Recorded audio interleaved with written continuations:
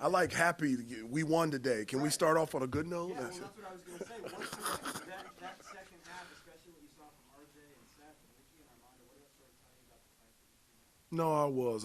As soon as I walked into the locker room after the game, I just told them how proud I was of them. One of the things that we've talked about is that for us to be successful, we just got to dig deeper.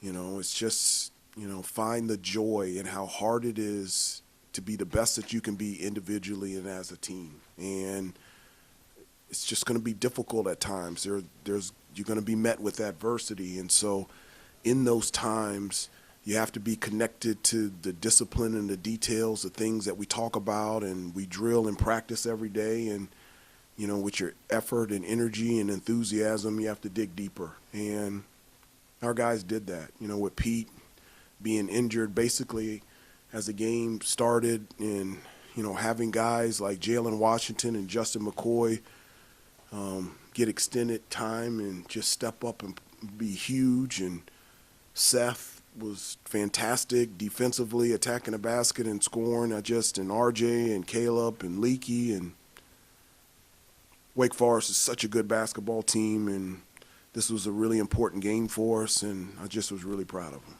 What did you like about the three-guard lineup? Well, I do. I like, Seth and Caleb and RJ on the floor together, on both ends of the floor. I think they're really good defensively together, and so it puts us in a position to be at our best defensively. And then on the offensive end, now you add another guy that is a playmaker, another guy that not only can make a shot but create a shot. And I thought they played really well together, and they have throughout the season. Seth, his ability and athleticism to attack the basket, and then RJ and Caleb, their ability to be able to score and distribute the basketball. They were really good tonight, all three of them on the floor together. Given what just happened in the NFL and in Cincinnati, when we had the play stoppage tonight, what do you tell your guys in the huddle, and how do you kind of keep them focused? Well, we used that time to talk about, where we were. I think it was like a 1-point game at that time, and so we just talked about things that we wanted to get better at defensively. We talked about things from an offensive standpoint that we wanted to take advantage of. We talked about different plays that we had run prior to that stoppage that worked for us, and how we wanted to tweak and pivot and alter them just in case if they changed us defensively. We talked about a number of things, and then the break was for so long that we just started having conversations. We had conversation of, RJ and Caleb's high school and where Leaky went to high school, and Armando taught me a new word, and so we were talking about that, and so I was trying to keep them loose and to get them to laugh a little bit. And we were laughing in the huddle, and I just felt like they loosened up a little bit and they were ready to go.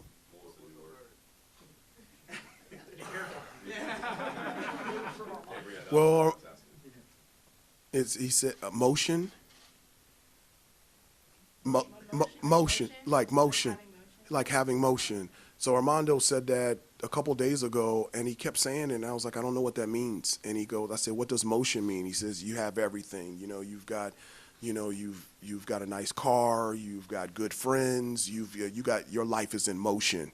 And so in the huddle, I said, look, guys, let's get into motion. And they all looked at me and just started laughing. And I was like, did I say it the right way? Did I say it the wrong way? And then we all just started laughing. And I was like, Armando taught me the word. And they were surprised a 52-year-old knew that. And so the new word is motion, okay? So in the second half, we were in motion, okay? It was great. Trying to get a grasp of your rotation. You went with Jalen early on, he came out, and then you went with Justin McCoy, walking on Puff Johnson, Tyler Nicholas. What decides? Yeah, I can tell you. Exactly. One of the things that I called Jalen and I called Justin, especially when we've been playing bigger teams, that power forward and that four-man is pretty big.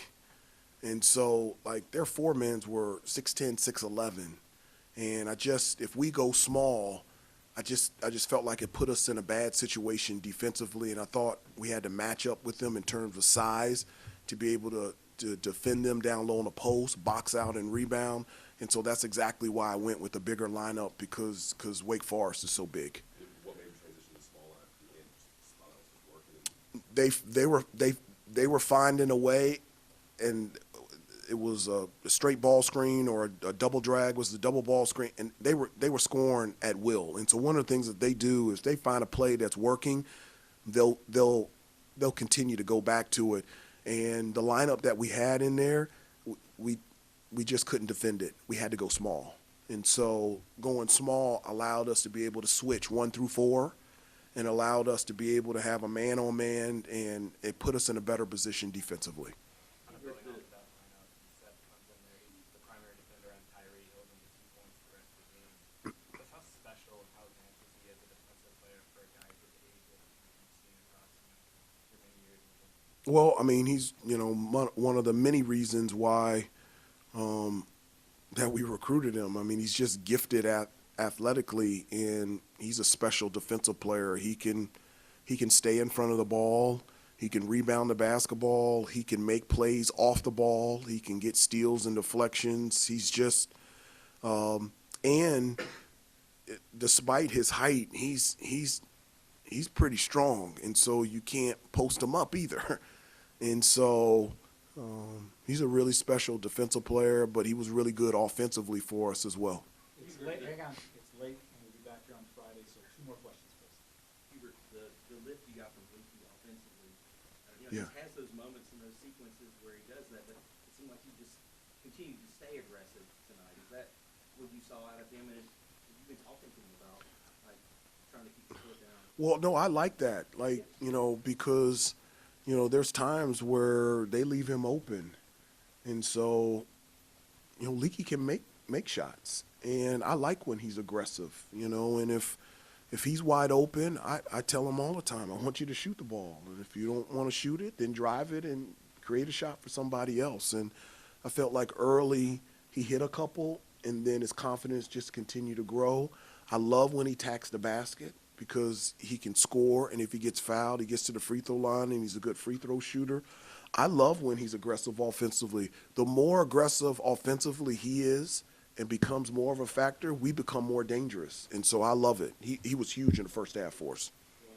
Coach Davis, what do you want to see in regards to consistency, building off this win and building that momentum going forward?